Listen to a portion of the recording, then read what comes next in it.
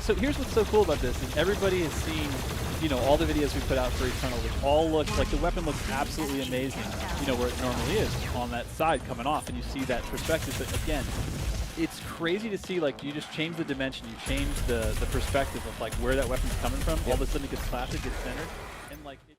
How's it going, everyone? RipNtear with another Doom Eternal video, and this time I wanted to talk about the new features for Doom Eternal. A little bit ago there was a live stream where Bethesda showed off some new updates to the game, and the features were something that a lot of us have wanted to see. Before I get going, I always want to say thank you for all of the support on the channel. We are getting close to the goal of 15,000 subscribers, and we may end up hitting that sometime next month. So I want to extend that goal to 18,000 by the time Doom Eternal is released. This is totally possible, so if you are new here and love Doom, or at least similar content, you are in the right place. Be sure to set up notifications as well as a way to stay up to date with all the videos I upload on the channel. Not too much longer until Doom Eternal, so let's continue the hype together.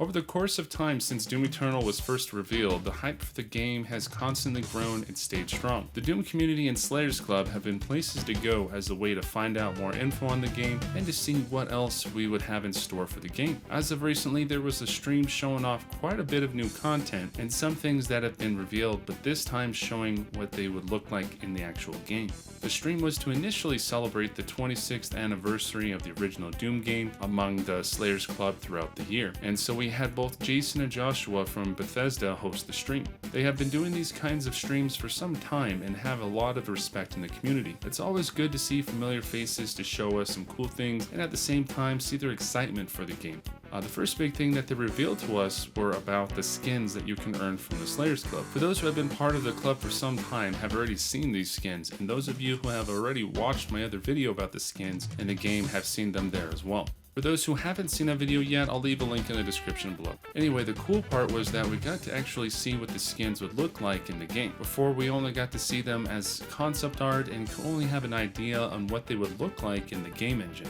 The Zombie Slayer skin looks awesome and really shows off what I would have envisioned it to look like in the actual game. One thing I hope that there would have been was to have more blood on his suit. Being a zombie and all, there would have to be a good amount of blood instead of just exposed rotting flesh. Who knows, maybe that can be updated, or I might just be too picky with it. The next skin that was shown was the Pain Elemental in the Ghost skin, and this one is definitely a really cool looking one. The default Pain Elemental already looks awesome, but with this skin it really gives him a unique look. Even his eye stands out a lot to me. After the Pain Elemental, we saw the Zombie Mancubus. All in all, he looks cool as a zombie and is interesting to see how his guts are falling out. A lot of detail was put into these skins, and I'm still curious on what new skins will be revealed down the road. After the Mancubus, there was the Kaiju Archvile. It has a colorful look to it, but unfortunately we didn't get to see what the flames would look like. They were purple in the concept art, but id Software may end up changing it a bit.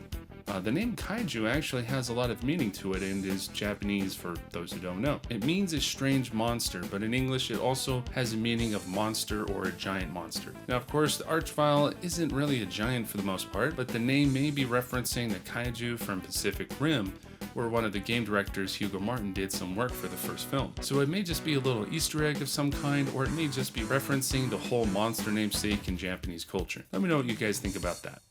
After the Archvile, we got to see the Imperial Marauder skin. This one is by far my favorite, and it just makes the Marauder's armor really pop. I really like the gold and the patterns on the armor, and it would be really cool if there was a backstory to this particular armor set, rather than just being an unlockable skin and nothing more. The last skin that was shown that you could earn on the Slayers Club was the 25th anniversary Slayer skin. Basically, it is a gray skin that you could use for the Slayer, but in my opinion, it looks really cool. It takes quite a bit of points to earn this skin, so whenever you see people rocking this skin in the campaign or battle mode, you'll know that it took them a while to earn it in the Slayers Club. Those are all the skins that you can earn without even spending a penny on the Slayers Club. Then again, there's more. You can also earn the other skins from Doom 1, 2, and 3 by simply buying those games if you haven't already and then logging into your Bethesda account. Unfortunately, it has to be either on a console or through the Bethesda launcher on PC, so if you already have the collection of games on Steam like I do, you'll need to buy them all over again unless I'm missing something. Other than that, they look awesome, but the green version seems to be missing. I would imagine it would be earnable in Doom Eternal among others.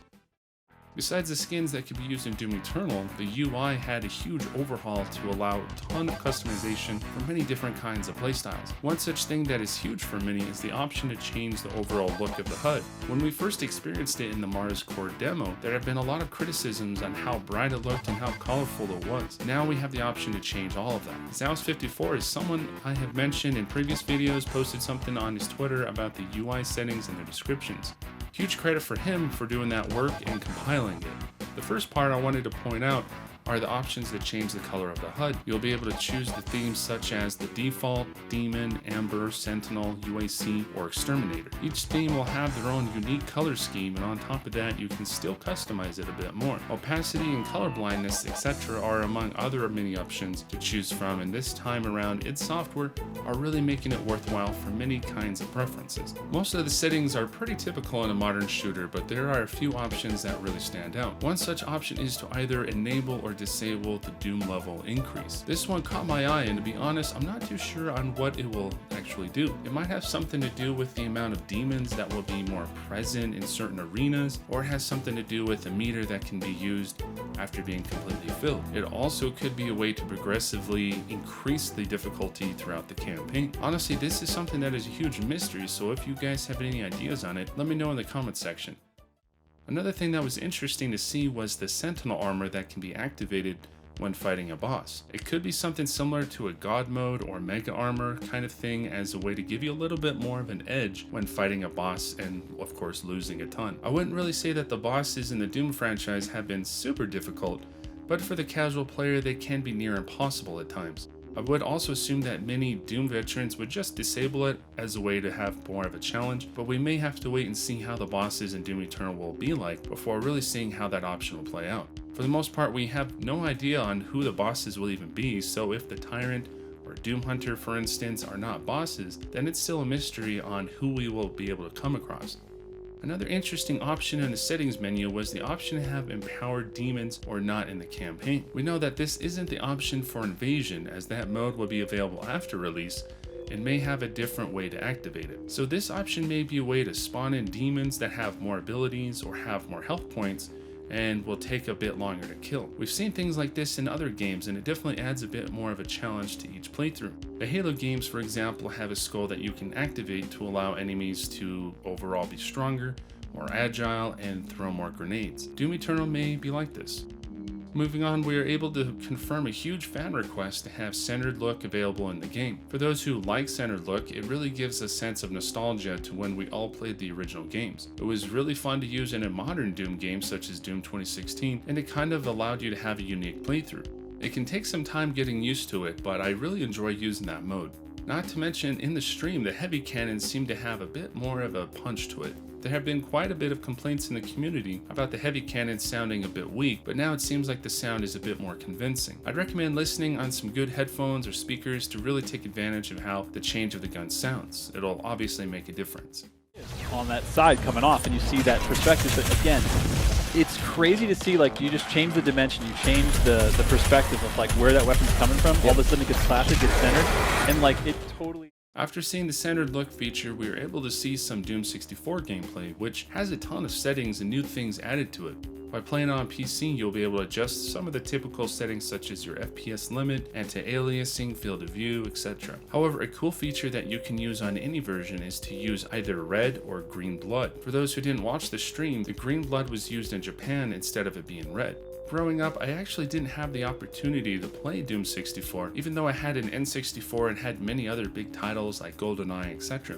Now I'll be able to finally have a chance to play it. The great thing about it as well is that it is completely free with any pre-order of the game. It'll be available sometime after launch for those who don't pre-order Doom Eternal, but it just makes sense to get it free with a pre-order. Then again, there are those who don't like pre-orders, so whatever floats your boat, I suppose. As we get closer to the release of Doom Eternal, it's very likely that we'll be able to see more reveals and updates. The Slayers Club will roll out some more giveaways and features, satisfying us with something until we can get our hands on the game. What do y'all think about the new features that were shown in the stream? I'm really liking the UI options, and of course, who could go wrong with the centered look? After seeing how the centered position looks like, I really want to do my first playthrough using it now. All in all, so many options to choose from, and I'm so excited to know what more I can do in the game. Let me know what you think about the options in the comment section, and be sure to like and subscribe if you like the channel. Doing that will help the channel out a ton and keep you up to date with everything I post here. Also be sure to check out my social media accounts at RipNtear Gaming. You guys are all awesome, and I hope you all have had a great holiday season so far. Until next time, fellow Slayers, don't forget to rip and tear. Peace.